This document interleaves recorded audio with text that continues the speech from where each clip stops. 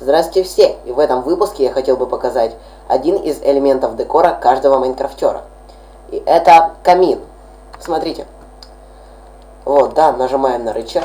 И вот, все отлично работает. Сейчас я вам все покажу.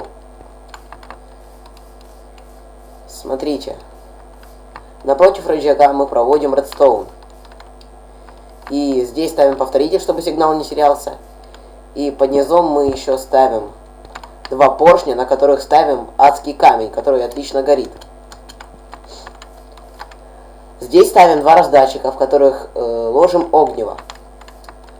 К этому раздатчику мы подводим повторитель, чтобы сигнал тоже не терялся.